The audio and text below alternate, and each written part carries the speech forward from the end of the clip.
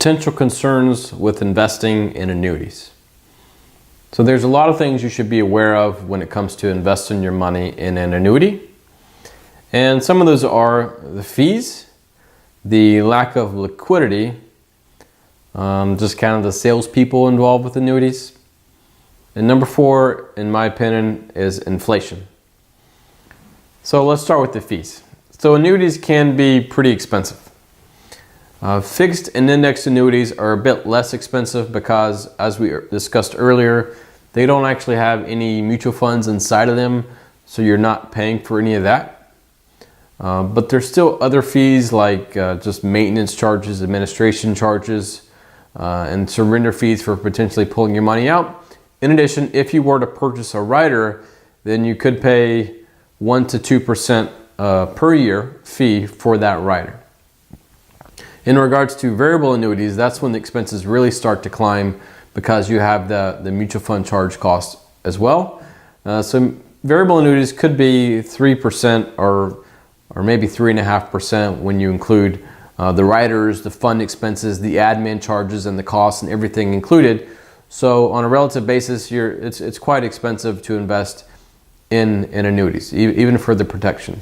But insurance isn't free. So just like the other types of insurance that you have, they do offer some protection. So the benefits and knowing what you're going to get could outweigh some of the fees and things associated with it. But even just taking the fees into account, it's pretty obvious that you don't want all of your money tied up into an annuity getting fee potentially that heavy. So just something to be aware of are the fees in annuity contracts. Number 2, the lack of liquidity. So liquidity is the ability to turn your contracts or your investments into money in your pocket relatively quickly and without much hassle. So annuities don't have very much liquidity. So it's kind of like a retirement account, even if it's retirement money or not, because you're locking your money away for a long-term idea, which is just contrary to the whole word liquidity. So you don't want to lock a lot of your money away because there may be different bumps in the road that you need to have money for. So you definitely want to make sure that you go through a planning process and make sure that you have your emergency reserves on the side. Make sure you have some other money that you can get to if you need it.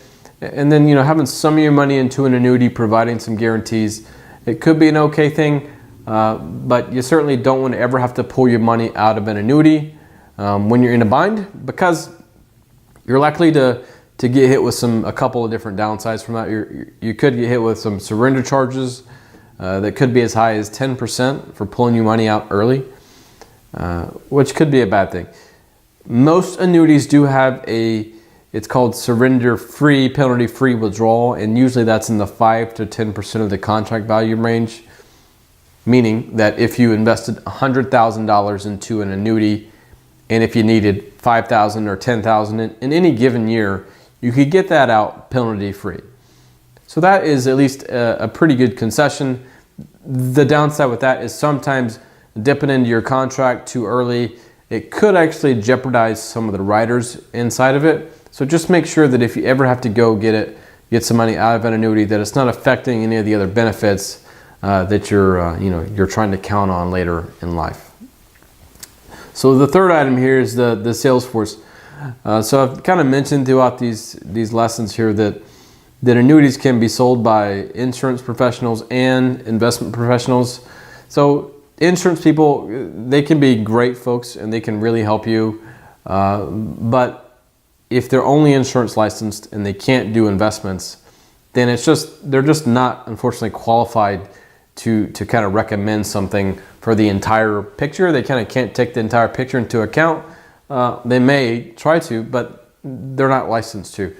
Just something to be aware of. That doesn't mean you're going to be put into something bad, but it does mean that you should be aware of that.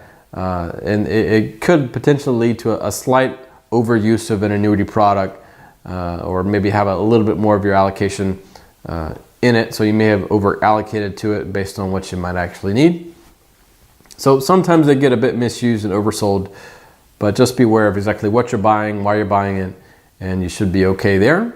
And the fourth item that I want to talk about for a potential concern is inflation. Now, I described this earlier in the inflation section, But a lot of people don't talk about the downsides of annuities when it comes to inflation. And that's because most annuities provide a guaranteed, consistent income stream, which is really good as far as providing what you need.